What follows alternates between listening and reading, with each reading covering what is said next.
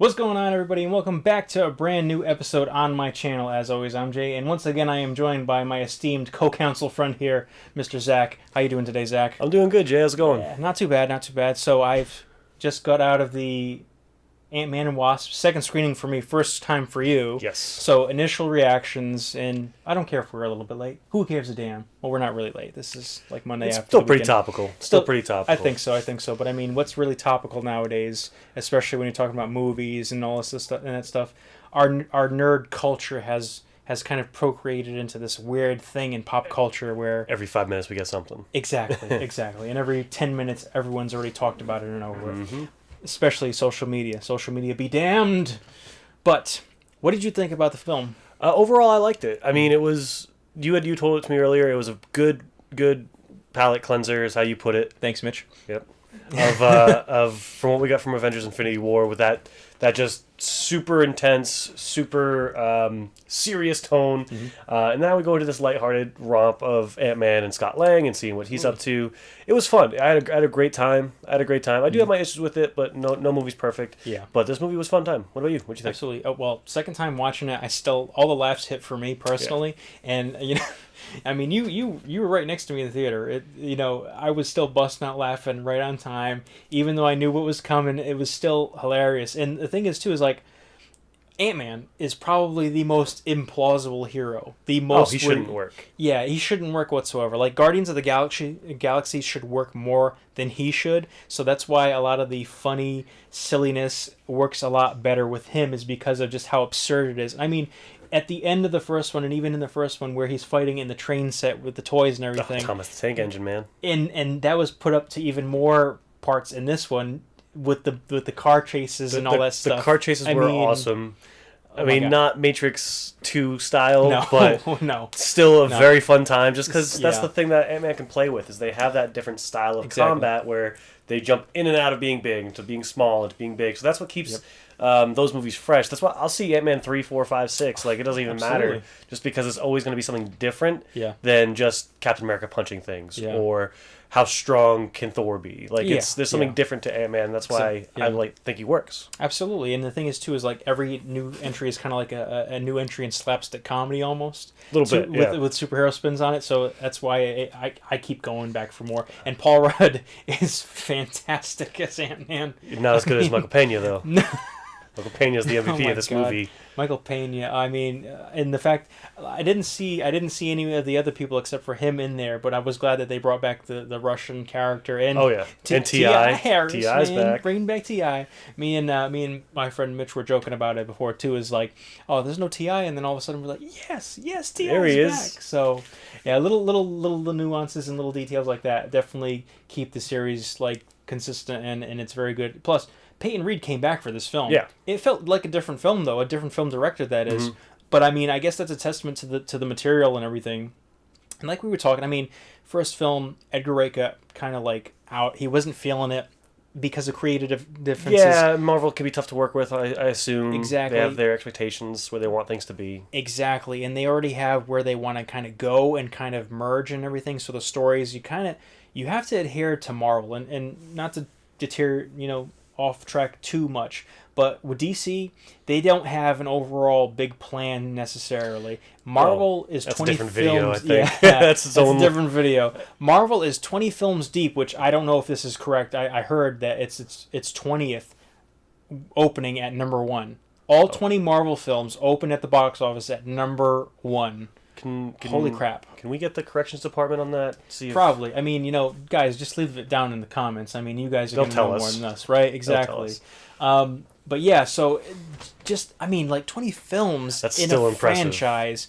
I mean, James Bond is decades old, and it's only 25 films, will be 25 films coming next year with the next entry. With Idris Elba, obviously. Of course. Going back to Ant-Man, I mean, it was the fun romp. Yep. The action in it was fun. Yep.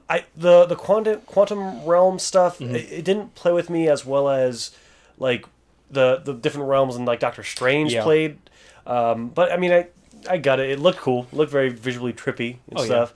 Well, it's funny that you mentioned that. It did remind me of when we were doing stuff with the different realms in Doctor Strange, and that's what they were kind of alluding to in Doctor Strange, is that maybe the quantum realm is its own universe and everything, just like all the other stuff that Doctor Strange entails. So magic, science, and maybe I don't know. I just got this in my head. Maybe Michelle Pfeiffer's Janet Van Dyne is kind of like an ancient one in her own right now. Because she's kind possibly she's been in the quantum realm for 30 years. And at the end, how she was like just a healer and had mystical stuff going on, Spoilers. which is funny. Well, we mentioned it was going to be spoiler-ish. Okay, so if you guys haven't seen it, you knew what you were in for. I liked the casting of Janet Van Dyne. I mean, we didn't see much of Michelle Pfeiffer in there. No, but what we saw, I mean, she had that motherly, homey feel to her. Yep. She still looks good. Still Fox. Still looks good. Still Fox, man. Her and Sigourney Weaver are going to be like 80,000 years old. They're going to look amazing. Doesn't even make any sense. Timeless ladies, They can possibly age like a fine wine. Meow. What about the movie didn't you like?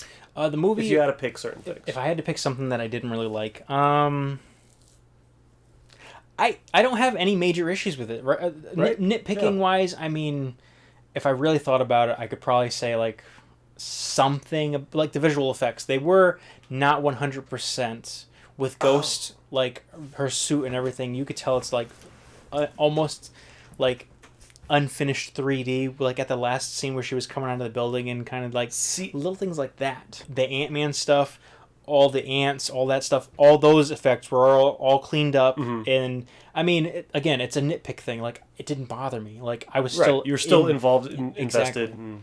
It's suspension of disbelief. You already got me because it's damn Ant-Man. Yeah, so dude that can shrink and grow in size. Like, it's exactly it's different. So exactly, and you hit the nail on the head for sure. Other than that, I didn't have any problems with it. The humor was on point. You know what was funny? It kind of felt like a Judd Apatow thing. I feel like Ant-Man is like the Judd Apatow of the Marvel universe. I think putting Paul Rudd in there automatically makes that feeling. Yeah, because that's just his humor. He's been in several Apatow films, obviously. Don't get me wrong. I think if you were to bring Judd Apatow into a Marvel project, it should be Ant-Man or Guardians. I think that's the only two things he could do. Yep. But no, I agree with you. Like, I don't have any glaring issues with the movie. Like, everything would be a nitpicky thing. Like, I feel like the dynamic with Man and Wasp, like the romance there, like they built on it in the first one, but then for whatever reason it was just thrown out in the first act of the movie because of Civil War and all that stuff. But for that period of time when there was like they were supposed to not like each other, they didn't feel like still any chemistry or anything like that. Now that's not. They're both great actors. Like, I love Angelina Lilly. She's awesome, and she in this movie, action wise, was incredible. Wasp to me was my favorite like action moments of this movie. Yeah, whether she's driving or whether she's like just punching people, she was awesome in the movie. Like a partner.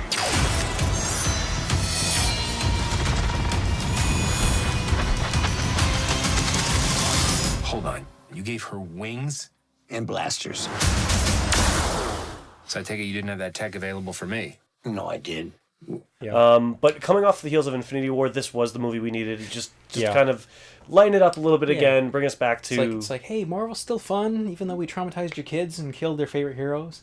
Yeah, they're all right. They're good people. Kevin Feige knows what he's doing, though. Just believe in Kevin. Yep. It'll be all right.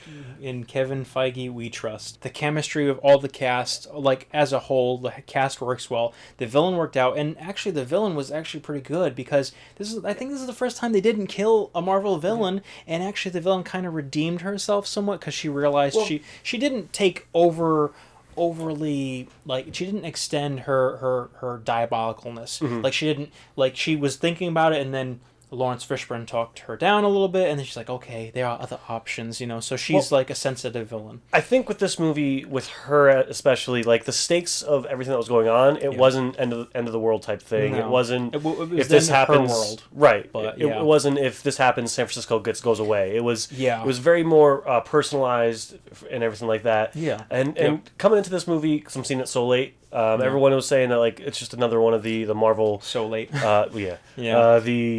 The Marvel villains problem, Marvel villain. And I see why some people might have thought that, but overall, I thought she was okay. Like, she did have that redeeming quality to her. She wasn't overtly evil, so it's like, to me, she wasn't even the whole part of the movie. The whole point of the movie was getting back to the mom, and that was the whole thing. Exactly, and she did take slightly backburner, but again, she wasn't a diabolical villain. She was kind of like a victim of circumstance. You felt sympathy. She was like a slightly downgraded version of Killmonger, actually, but she lived, and on top of that, her machinations were not to destroy the world or take it over. Whereas, again, I mean, the only thing that you can say about Black Panther is that it fell into that trope of, oh my God, he wants to rule the world, he wants to do this and that, which, aside from that, he was still like a great villain. And again, Phase 3 Marvel films, their villains are actually really doing a good job, to me, personally. Hela probably the weakest one out of all of them, but I mean... Of all the Marvel movie villains? Of the ones now, the recent ones, I'd say, like, out of all the villains, maybe she's kind of like... lacking a little bit. Yeah. Aside from this one, Ghost is like the least. With Ghost's potential though, like I think she had the potential to be a lot more. Yes. Like there should have been a lot more scenes, and I feel like maybe some were cut just of going into her backstory a little bit more. Because when they did, it was a juicy story. Like they had a lot to work with. I was really invested when they first started going into it, and when like they first go into her apartment, or whatever it was, and then she was just sitting there talking to him, just telling him like. The supervillain, here's my blackboard, here's my plan type thing. She kind of seemed like she was slightly attracted to Scott, too. A little bit. She's like, you're funny. Yeah. Like, well, hey, she's not dead. She's not dead.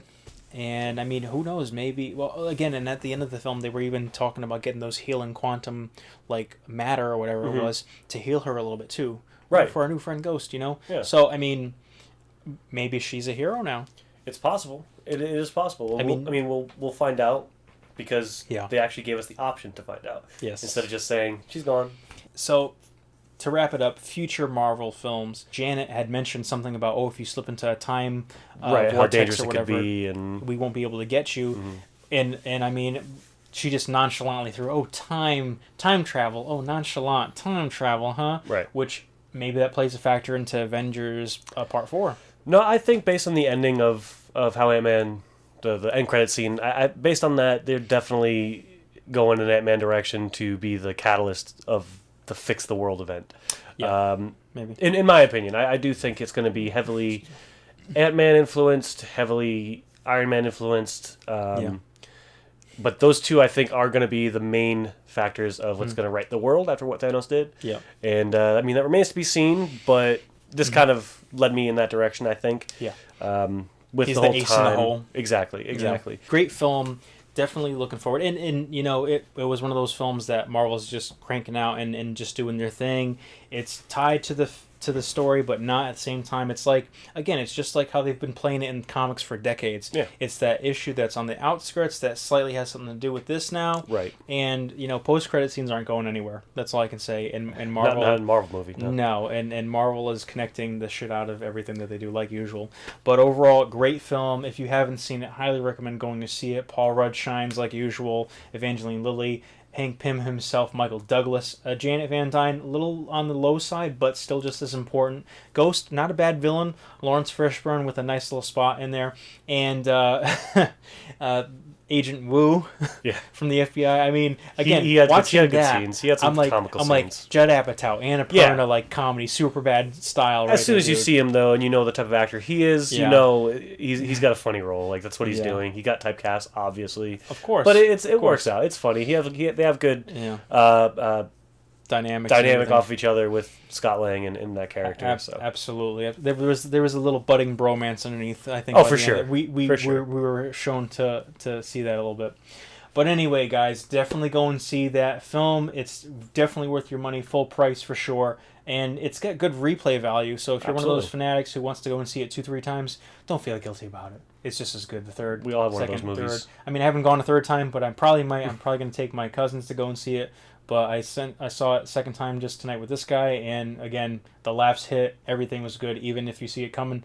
Still hilarious. And final thoughts on the film, Zach, for you? I mean, just kind of caveating off what you said. It was a good time. It was fun. It's what we needed right now until we get to the more serious stuff with Captain Marvel and everything like that. Mm-hmm. I thoroughly enjoyed it. I had a great time. But more importantly, did you guys have a good time? Like, let us know what you thought about it. Leave down below in the comments. Mm-hmm. You know, you loved it, you hated it, whatever. Let this guy know. He reads all of them. Or maybe you just like DC instead. Hey. That kills me. My heart. They're my dudes. My heart. If you do like DC, comment anyway. Don't get nasty, but that's a topic for another video. Anyway, guys, like, comment, subscribe, and until next time, keep your eye out for my next video, especially one that's coming with this guy right here. We're going to try and give you some more entertainment, bros. I'm Jay. I'm Zach. Take care. Bye.